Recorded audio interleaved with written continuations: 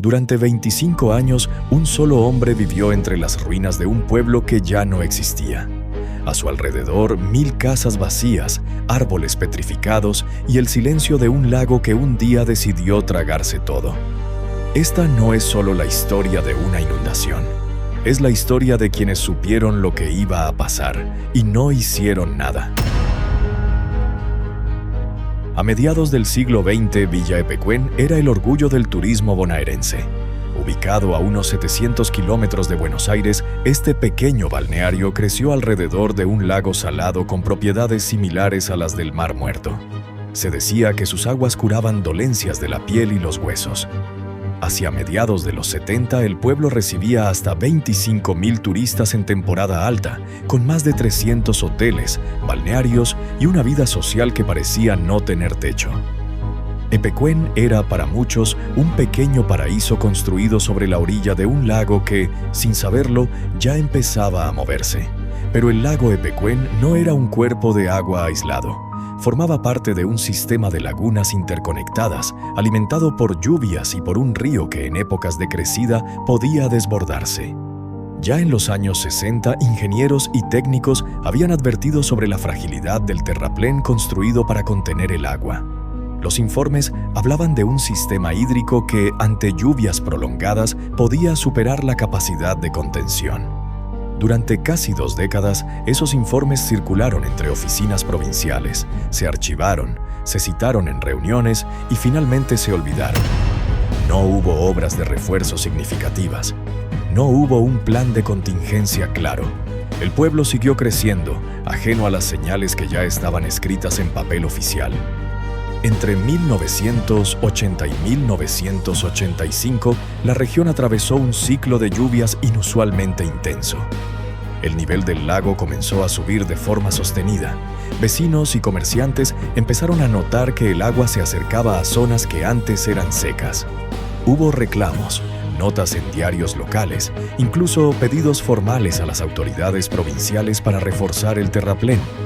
Las respuestas fueron lentas, fragmentadas, insuficientes. Algunos historiadores locales sostienen que la prioridad económica del turismo pesó más que la prevención.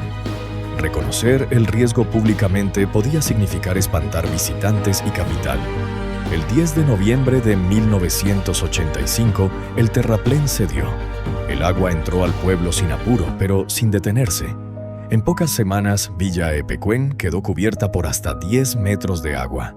Los 5.000 habitantes fueron evacuados a tiempo, sin víctimas fatales directas, lo cual hizo que el hecho se archivara rápidamente como un desastre natural resuelto. Pero detrás de esa versión oficial quedaba una pregunta incómoda. Si los informes técnicos existían desde décadas atrás, ¿por qué nunca se actuó? El pueblo, con sus casas, su iglesia, su estación de tren, desapareció bajo un manto de agua salada que corroería lentamente cada estructura durante los siguientes 25 años. Mientras el resto de la población se reconstruía en pueblos vecinos, un hombre decidió no irse del todo. Pablo Novak, uno de los antiguos vecinos de Epecuén, regresó a las cercanías del pueblo sumergido poco después de la inundación y, con el correr de los años, se instaló definitivamente entre lo que quedaba cuando el agua comenzó a retirarse. Vivió allí prácticamente solo, durante más de 2 décadas, cuidando lo poco que emergía del agua. Árboles muertos, calles de barro seco, los esqueletos de lo que habían sido casas y comercios.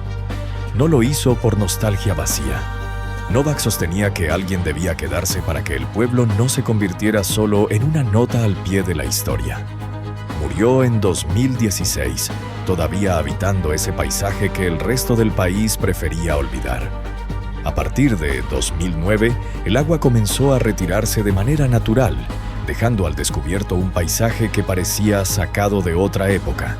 Estructuras corroídas por la sal, árboles blanqueados y sin hojas, calles que volvían a ser visibles después de 25 años bajo el agua. Hoy Villa Epecuén es un sitio de visita, una suerte de Pompeya sudamericana donde turistas caminan entre las ruinas para entender lo que ocurrió. Pero el relato que se cuenta con más frecuencia es el de la naturaleza imprevisible, no el de la negligencia administrativa que permitió que esa naturaleza actuara sin ningún freno. Hoy las ruinas de Villa Epecuén siguen ahí, expuestas al sol, visitadas por quienes buscan entender un poco más sobre este capítulo de la historia argentina.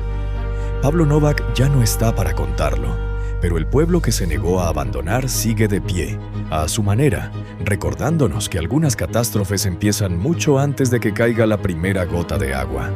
¿Ustedes conocen algún caso similar en su país? ¿Algún lugar donde las advertencias se ignoraron hasta que fue demasiado tarde?